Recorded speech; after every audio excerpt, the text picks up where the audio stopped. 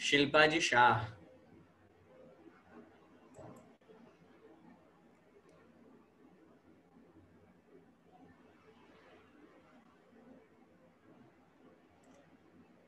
Unmute किया है मैंने।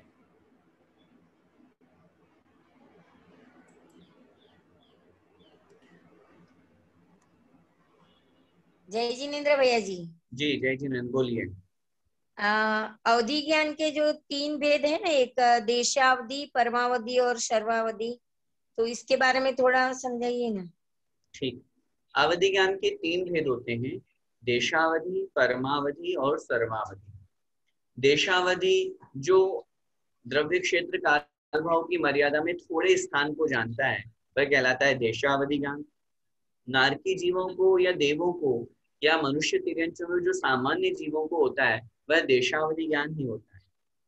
परमावधि और सर्वावधि ये 2 ज्ञान महान रिद्धिधारी तपस्वी महामुनिराजों को हुआ करता है, जिनका गुणस्थान 6वां होता है, 6 से 12वें गुणस्थान तक ही होते हैं। तो ऐसी स्थिति में ये अवधि ज्ञान, सर्वावधि ज्ञान जो पूरे संपूर्ण लोक को जानने की स्थिति रखते हैं द्रव्य क्षेत्र काल भाव की मर्यादा पूर्वक। और परमावधि जो है ये देशावधि और सर्वावधि के बीच की अवधि में ग्रहण किया गया है। तो ये तीनों में अंतर हुआ करता है। फर्क सिर्फ इतना है कि परमावधि और सर्वावधि ज्ञान वाले जो महामुनिराज होते हैं वे उसी भाव से नियम से मोक्ष जाते हैं, जबकि देशावधि वाले का नियम नहीं है, जा सकते हैं। अगर कोई महामुनिराज है उनको मात्र देशावधि हुआ है, ये नहीं कहेंगे कि देशावधि वाले नहीं जाते। अगर वो मुनिराज हैं, साधना करते हैं, मोक्ष जाने की योग्यता है सारी, तो देशावधि वाले भी जा सकते हैं। लेकिन परमावधि और सर्वावधि वाले मुनिराज के लिए तो नियम। धन्यवाद भैया जी। जय जिनेन्द्र। कनक जी जैन। जय जिनेन्द्र भैया जी। जी बोलिए। अच्छा, ये ऋजुसूत्र न्याय और समभिरूढ़ न्याय और अवंभूत न्याय, भैया जी आपने कहा कि वर्तमान पर्याय को देखेंगे और समभिरूढ़ में भी ऐसा ही आ रहा है, मतलब महाराज जी को जब साधना करेंगे तभी तपस्वी कहेंगे और जब विद्यार्थी पढ़ रहा है तभी उसको विद्यार्थी कहेंगे। तो दोनों में फर्क कहीं नजर नहीं आ रहा। दोनों में फर्क सिर्फ इतना है कि समभिरूढ़ न्याय शब्द की अर्थ को ग्रहण कर रहा है और एवं भूत न्याय शब्द की क्रिया को ग्रहण कर रहा है। समभिरूढ़ न्याय में वो क्रिया नहीं दिखा रहे हैं। समभिरूढ़ न्याय में मुनि महाराज साधना करें, तपस्या करें, कुछ करें, उससे वहां पे एवं भूत न्याय को मतलब है। समभिरूढ़ न्याय में सिर्फ शब्द का अर्थ ग्रहण किया जा रहा है।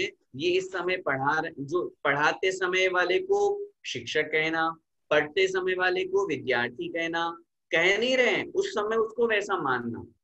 ये पाठक है, पढ़ाने वाला, ये अध्ययन करने वाला है, ये शिक्षक है, ये वैद्य है, ये शब्दों के अर्थ को ग्रहण किया जा रहा है समभिरूढ़ न्याय। और एवं भूत न्याय में उसकी क्रिया देख करके फिर उसको पूजा करते समय वाले को पुजारी कहना, पढ़ाते समय वाले को शिक्षक कहना। क्रिया से अर्थ जहां ग्रहण होगा वहां पर एवं भूत न्याय होगा और जहां शब्द का अर्थ विशेष ग्रहण होगा वहां पर समभिरूढ़ न्याय। नहीं, ऋजुसूत्र न्याय और समभिरूढ़ न्याय में मुझे फर्क जानना था। ऋजुसूत्र न्याय में जहां पर्याय का कथन होता है, ऋजुसूत्र न्याय और एवं भूत न्याय, वही बात मैं आपसे फिर निवेदन। हाँ जी, समभिरूढ़ न्याय, ऋजुसूत्र न्याय और समभिरूढ़ न्याय, ठीक है। हाँ जी। दोनों में तो बड़ा अंतर है। ऋजुसूत्र न्याय तो पर्याय को विषय कर रहा है। हाँ। वहां पे स्थूल और सूक्ष्म 2 पर्याय बताई गई है। स्थूल पर्याय जैसे हमारी मनुष्य पर्याय, सूक्ष्म पर्याय जैसे वर्तमान में जो हम कर रहे हैं वो। और जो समभिरूढ़ न्याय है, तो समभिरूढ़ न्याय में तो मैंने आपसे भी फिर निवेदन किया, शब्द का अर्थ ग्रहण करना। जैसे पुरंदर, पुरंदर का मतलब क्या होता है? जो पुर मतलब नगरों को जीतता है, उसका नाम पुरंदर है। ये पर्यायवाची किसका है? ये इंद्र का है। तो हम उस इंद्र को इंद्र कहेंगे, लेकिन जब वो पुरंदर नगरियों को जीतेगा उस समय हम उसको समभिरूढ़ न्याय की अपेक्षा से वो पुरंदर है। और जब वो जीतने रूप क्रिया कर रहा है तब उस समय फिर एवं भूत न्याय लगाया जाएगा। एक ही व्यक्ति को जब अलग अलग कार्य कर रहा होगा तो उसको अलग अलग में जानना, ये समभिरूढ़ न्याय बताता है हमको। हाँ कह सकते हैं, उसमें कोई आपत्ति नहीं है। समभिरूढ़ एक व्यक्ति को अनेक रूपों में ग्रहण करके और उनकी क्रियाओं को ग्रहण करता है। बस ये है कि समभिरूढ़ और एवं भूत में वहां शब्द मात्र ग्रहण हो रहा है और यहाँ एवं भूत में वो जब क्रिया कर रहा है तब उसको वैसा कहा जा रहा है। ऐसा। ठीक ठीक। दूसरा और पूछ लो भैया जी, एक और। नहीं, बहुत सारे हैं इसलिए क्षमा चाहूंगा। हाँ, ठीक। वीना जी बगड़ा। जय जिनेन्द्र भैया जी। जी बोलिए। मैं बोल रही थी भैया जी, ये 30 नंबर है ना, श्लोक 30 नंबर, एकादिनी भाज्यानी। जी तो एकादिनी भाज्यानी का एक बार ठीक से वापिस अर्थ बताइए। ठीक। पहली बात तो मैं निवेदन करूं, ये श्लोक नहीं है, सूत्र है, अपन इनको सूत्र बोलेंगे। इसका उच्चारण और अर्थ समझिए। एकादीनि भाज्यानि युगपदे कस्मिन्ना चतुर्भ्य।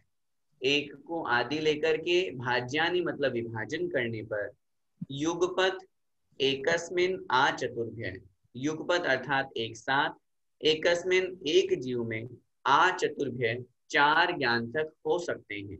अगर प्रारंभ करेंगे तो कहां से करना, एक से। एक होगा तो मति ज्ञान, दो होंगे, सॉरी, एक होगा तो केवल ज्ञान, दो होंगे तो मति शुद्ध ज्ञान, तीन होंगे तो मति शुद्ध अवधि ज्ञान अथवा मति शुद्ध मनः परे ज्ञान, चार होंगे तो मति शुद्ध अवधि और मनः परे। ये तो समझ में आ गया भैया जी। ये एकादिनी भाज्यानी, एक को आगे लेकर मतलब क्या है? आदि मतलब प्रारंभ, शुरुआत। भाई 5 ज्ञान में से हम शुरुआत कहां से करें, तो उन्होंने कहा एक से करो। जैसे अगर यहाँ ये लिखते थे कि 2 को आदि लेकर के, तो फिर एक ज्ञान नहीं होता। एकमात्र, एक को आदि लेकर के मतलब एक से शुरुआत करके कहां तक पहुंचना, 4 तक। 1 2 3 4, 4 ऑप्शन। अगर यहाँ ये लिख देते 2 को आदि लेकर के 4 तक पहुंचो, तो ऑप्शन 3 ही होते, 2 अथवा 3 अथवा 4। ये अपन को समझना। तो एक को आदि लेकर के मतलब एक से शुरुआत हो सकती है पहले से, केवल ज्ञान ऐसा। मृदुला जी सोनी।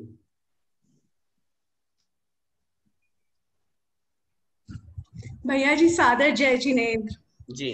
आपकी वाणी में तो भैया जी सरस्वती विराजमान है। आपने इतने अच्छे से हमें तत्वार्थ सूत्र का प्रथम अध्याय का एक एक सूत्र इतना अच्छे से समझाया है, और आज रिवीजन करके तो ऐसा लग रहा है कि सब कुछ बिल्कुल पूरा रिवाइज हो गया। पर कितनी देर रहेगा वो मैं नहीं बता सकती, पर आप सच में बहुत बहुत अच्छे से सब समझा रहे हैं। मैं एक छोटी सी मेरी क्वेरी थी, आपने भैया जी 7 नए बताए, नैगम संग्रह व्यवहार, उसमें से 3 द्रव्यार्थिक नए हैं और 4 ऋजु सूत्र शब्द संभिरूढ़ और एवं भूत, 4 पर्यायार्थिक नए हैं। फिर उसके बाद आपने बताया कि 2 नए और होते हैं, व्यवहार नए और निश्चय नए।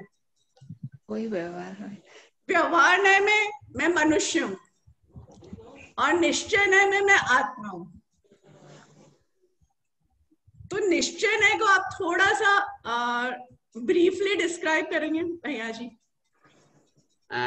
आपने अच्छा प्रश्न किया है। नए विवक्षा से अनेक प्रकार के नयों का व्याख्यान आगम मिलता है। जब अपन 2 प्रकार के नयों की चर्चा करते हैं तो निश्चय नय और व्यवहार नय 2 प्रकार के नय भी हुआ करते हैं। 2 प्रकार के नए द्रव्यार्थिक और पर्यायार्थिक नए भी हुआ करते हैं। 7 प्रकार के नयों का अपन ने यहाँ पर कथन किया।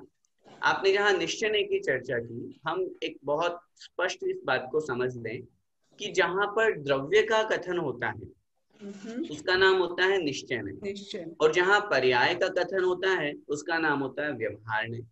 जैसे मैं मनुष्य हूँ, ये किसका, ये हम कौन से नय से बोले? हमने कहा ये व्यवहार नय का विषय, क्योंकि मनुष्य एक पर्याय का नाम है। मैं आत्मा हूँ, ये निश्चय नय का विषय है। मेरी आत्मा में और आपकी आत्मा में क्या अंतर है? कोई अंतर नहीं। कौन से नय की अपेक्षा से? निश्चय नय की अपेक्षा से। व्यवहार नय में तो बड़ा अंतर है। आप स्त्री है, मैं पुरुष हूँ, आप वहां बैठे हैं, मैं यहाँ बैठा हूँ। इस तरह का बहुत सारा अंतर व्यवहार से या पर्याय में अंतर लगाया जा सकता है। निश्चय नय में जहाँ शुद्ध द्रव्य का कथन होता है वहां शुद्ध निश्चय नय होता है, जहाँ अशुद्ध द्रव्य का कथन होता है वहां अशुद्ध निश्चय नय होता है। हम बहुत बार जब ध्यान अवस्था रूप वर्णन करते हैं, हम बोलते हैं शुद्धो हम, बुद्धो हम, निरंजनो हम, चित चैतन्य स्वरूपो हम।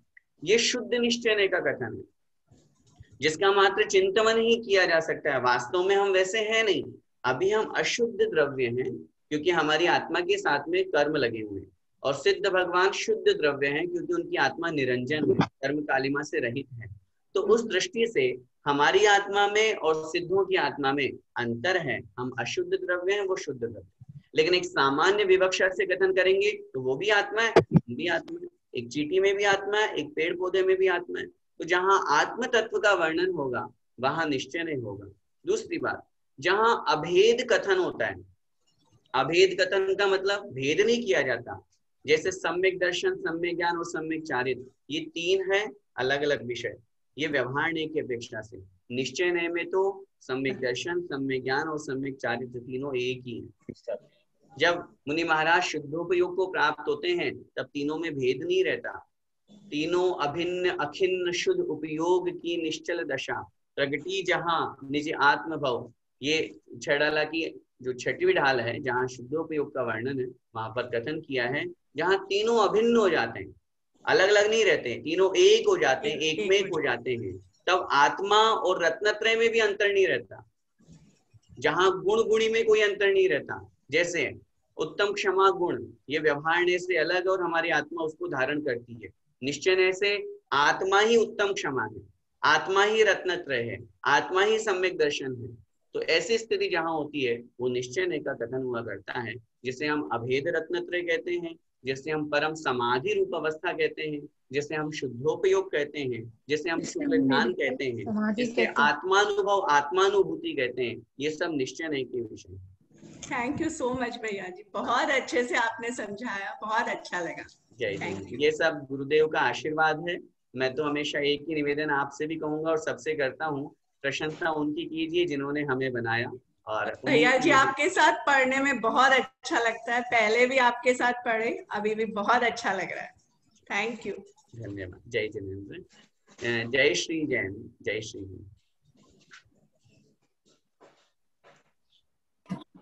जय जिनेंद्र भैया जी।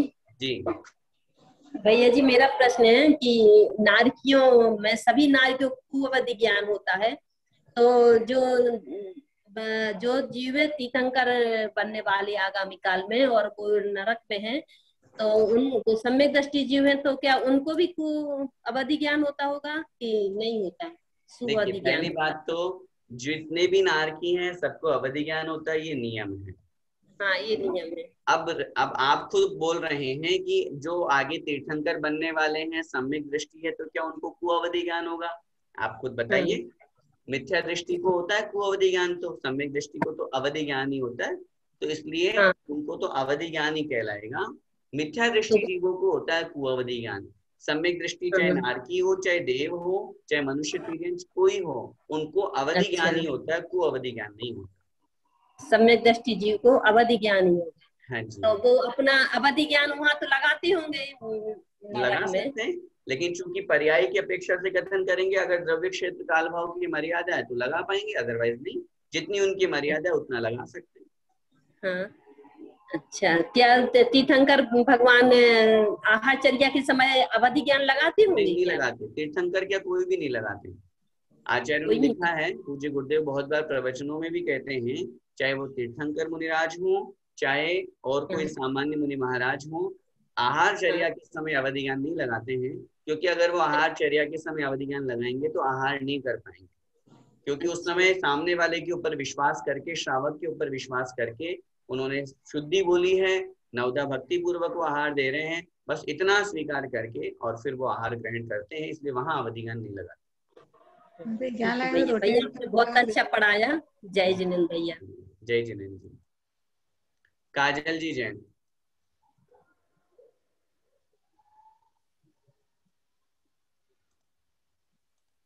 अनम्यूट करें।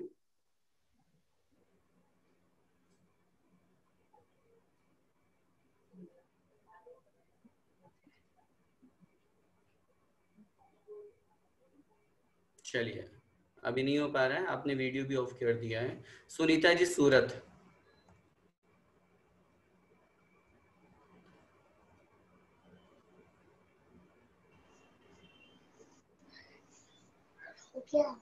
हाँ भैया जी, जय जिनेंद्र जी, बोलिए। ये चौथे सूत्र में है, जीवा जीवाश्रव बंध संबर निर्जरा मोक्षा तत्वम। इसमें आपने गेय और हेय क्या कौन सी पुस्तक रखा है? अच्छा, 3 शब्द मैंने वहां प्रयोग किए थे, ज्ञेय, हेय और उपादेय।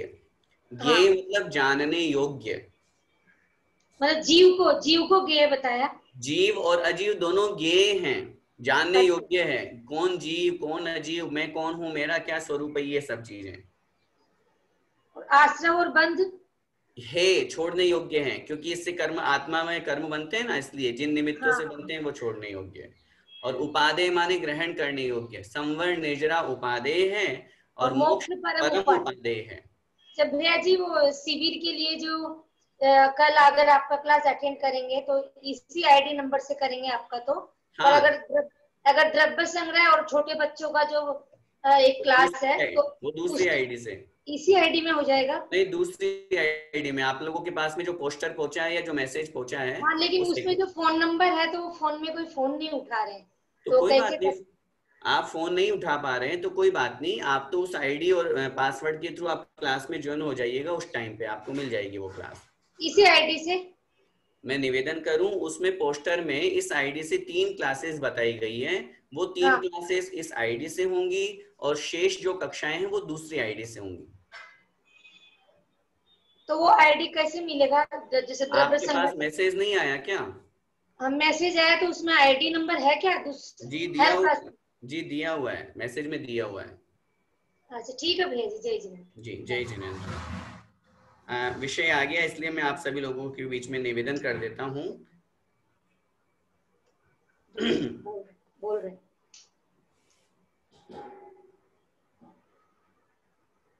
एक मिनट।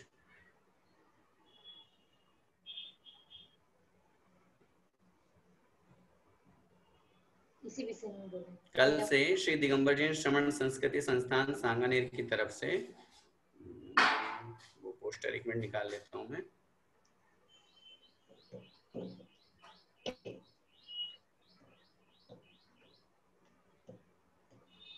बड़ी प्रसन्नता का विषय है कि श्री दिगंबर जैन श्रमण संस्कृति संस्थान सांगानेर की तरफ से पिछले वर्ष भी लॉकडाउन में शिविर लगाया गया था और इस वर्ष पुनः एक महाशिविर के रूप में अनेक अन्य विद्वानों के साथ में मिलकर के 14 मई से 27 मई तक 14 दिवसीय एक ऑनलाइन शिविर का आयोजन किया जा रहा है, जिसमें बच्चों के लिए, बड़ों के लिए जैन धर्म शिक्षा भाग 1 भाग 2 बालबोध जिसे हम कहते हैं, द्रव्य संग्रह, इष्टोपदेश, रत्नगण श्रौकाचार, तत्वार सूत्र, कल्याण मंदिर स्तोत्र, सामायिक पाठ संस्कृत वाला, भक्तामर स्तोत्र, पुरुषार्थ सिद्धि उपाय और छेड़ाला, इन ग्रंथों का स्वाध्याय कराया जाएगा, जिसके अंतर्गत सुबह यूं समझ लीजिए कि सुबह 8:30 बजे से लेकर के रात्रि 9:40 तक ये कक्षाएं आप लोगों के बीच में हैं। ग्रुप में भी ये मैसेज भेज दिया गया था और विभिन्न अनेक ग्रुप्स से जहां आप जुड़े हुए हैं ग्रुप से, उनमें आप लोगों को ये मैसेज मिल गया होगा। इनमें से आप चाहें तो ये आईडी आप नंबर नोट कर सकते हैं, जिससे अगर कोई ग्रुप में भी नहीं जुड़ पाया तो वो देख लें। तत्वार सूत्र, सामायिक पाठ और पुरुषार्थ सिद्धि उपाय, ये 3 कक्षाएं जिस आईडी से हम पढ़ रहे हैं उसी से जुड़ने का आपको सौभाग्य मिलेगा। तत्वार सूत्र का यही समय रहेगा। सामायिक पाठ अगर आप संस्कृत वाला पढ़ना चाहते हैं तो उसके लिए आप अपना समय नोट कर लें। सामायिक पाठ के लिए रात्रि 8:40 से रहेगा, 8 बजे से 8:40 तक सामायिक पाठ का समय रहेगा और पुरुषार्थ सिद्धि उपाय जो है इसका जो समय है ये 8:45 से 9:30 तक रात में रहेगा। तो ये 3 कक्षाएं जो है जिस आईडी से आपने आज की अपनी क्लास ज्वाइन की है उसी से आप ज्वाइन कर सकते हैं। और शेष जितनी भी कक्षाएं हैं उसके लिए आप आईडी नंबर नोट करें 2033458891। रिपीट कर रहा हूं 2033458891। इसका पासवर्ड है 452830। पासवर्ड 452830। और जितनी भी कक्षाएं हैं वो इसकी, चाहे वो बालबोध की हो, चाहे द्रव्य संग्रह, इष्टोपदेश, ये सभी कक्षाएं जितनी भी है शेष, वो इस आईडी और पासवर्ड के माध्यम से आप लोगों को मिल जाएगी। आप लोग अपने समय का सदुपयोग करें कल से चूंकि यहाँ जो तत्वार सूत्र जो इस शिविर में चलेगा, वहां के लोग भी अपनी कक्षा में ऐड होंगे, तो दूसरा अध्याय अपना प्रारंभ होगा। तो इसीलिए अपन ने आज ये कक्षा पहले अध्याय के रिवीजन में भी अपन ने सब लोगों के बीच में रखा। और चूंकि 14 दिवसीय अपना शिविर है, तो कोशिश मैं करूंगा कि इन 14 दिनों में शिविर के जो लोग जुड़ेंगे वो तो है ही, साथ में ही अन्य लोग भी जो हैं, अपन लोग जो बैठे हुए हैं शिविर में, तो कम से कम अपने 2 अध्याय, दूसरा और तीसरा अध्याय हो जाएगा। तो जो शिविर के माध्यम से लोग जुड़े हैं उनको भी लाभ मिलेगा, और अपन लोग जो पढ़ रहे हैं उनको तो मिलेगा ही मिलेगा। ऐसी यहाँ पर मेरी भावना है। चलिए, इनके बाद में सुबोध जी। जय जिनेंद्र जी, आपने फरमाया था कर्मों का आना आश्रय, आत्मा के साथ चिपक जाना बंध, और बाद में निर्जरा बताया था। ये जो चीज लागू अपने शुभ कर्म और अशुभ कर्म दोनों पे लागू होती है? फिर से बोलिए। ये चीज जो चीज लागू होती है वो शुभ कर्म और अशुभ कर्म दोनों पे लागू होती है। कर्मों का जो बंधन है, जैसे आश्रु है, आश्रु मतलब शुभ कर्म भी बन सकते हैं, अशुभ कर्म भी। हाँ जी, कर्म चाहे शुभ हो चाहे अशुभ हो, कर्म सभी प्रकार के बनते हैं।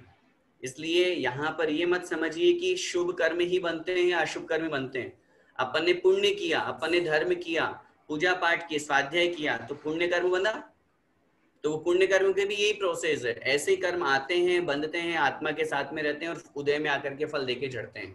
तो कर्म 2 प्रकार के हैं, चाहे शुभ हो चाहे अशुभ हो, लेकिन बंधन की जो प्रोसेस है वो समान है। एक आपने फरमाया था निर्जरा। निर्जरा में क्या, जैसे अपने अच्छे कर्म करेंगे तो अशुभ कर्म का निर्जरा हो जाएगा, सिमिलरली अगर उसी समय कोई बुरे या अच्छे अशुभ कर्म करेंगे तो जो शुभ कर्म कमाए हुए हैं उनकी भी निर्जरा हो सकती है? बिल्कुल, उनकी भी निर्जरा होती है। आत्मा के लिए कर्म तो वो भी घातक है, आज नहीं तो कल मोक्ष जाने के लिए उन शुभ कर्मों को भी छोड़ना पड़ेगा। जब अपन पुण्य की क्रियाएं करते हैं, धर्म करते हैं, पूजा पाठ करते हैं, स्वाध्याय करते हैं, तो उससे अशुभ कर्म हमारे छूटते हैं, अशुभ कर्म समाप्त होते हैं। लेकिन शुभ कर्म स्टोर में रह करके हमें फल देते हैं। लेकिन जब वो शुभ कर्म उदय में आते हैं तब भी अपन को फल देते हैं। उदय में आने का मतलब निर्जरा ही है।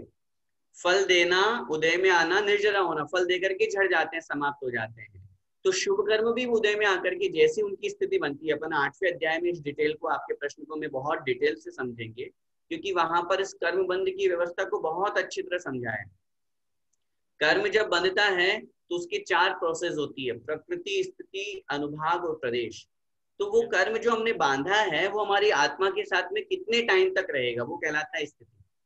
जैसे उसका टाइम पीरियड समाप्त हुआ, वो देह में आकर के फल देके झड़ जाएगा, चाहे वो शुभ कर्म हो चाहे अशुभ कर्म हो।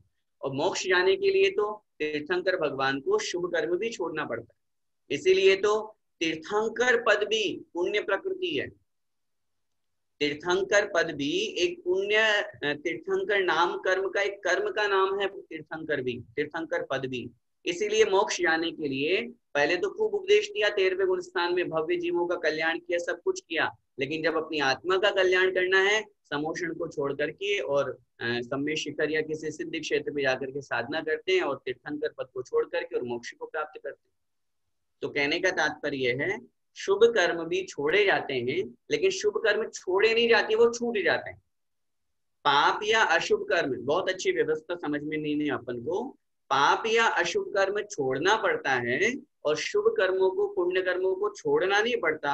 आगे प्रोसेस बढ़ने पर पीछे वाला अपने आप छूट जाता है। जैसे आपके पास में अगर पीएचडी की डिग्री है तो फिर पीछे की डिग्रियां को दिखाने की आवश्यकता नहीं है, आपके पास सबसे बड़ी डिग्री है, उससे आपका काम हो जाएगा। तो पीछे वाले जो कर्म हैं वो अपने आप छूट जाते हैं, पुण्य कर्म, क्योंकि उच्च अवस्था को प्राप्त हो गए हैं। तो जब तक नहीं हुए हैं तब तक दोनों कर्म अपने लिए कार्यकारी हैं, उनमें अशुभ कर्म छोड़ने योग्य हैं और शुभ कर्म ग्रहण करने योग्य है, ऐसा समझ। तो ये निर्जरा जो अपन करते हैं, 1 मिनट खाली 1 सेकंड लूंगा, मैं ये बोलता हूँ जैसे अपन अच्छे कर्म करके जैसे अपन बुरे कर्म की निर्जरा कर सकते हैं, वैसे क्या आपने कोई बुरे कर्म कर दिए तो शुभ कर्म कमाए हुए की भी निर्जरा हो जाती है क्या, ये पूछो। हाँ हाँ, शुभ कर्मों की भी तो निर्जरा होती है। जैसे अच्छे कर्म करने से अशुभ कर्मों की निर्जरा होती है, ऐसे बुरे कार्य करने से शुभ कर्मों की भी निर्जरा हो जाती है। शुभ कर्म जल्दी निकल जाते हैं, बुरे कर्म फल तो देंगे ही ना, उसका फर्क पड़ता है, निश्चित रूप से पड़ता है। जय जिनेंद्र।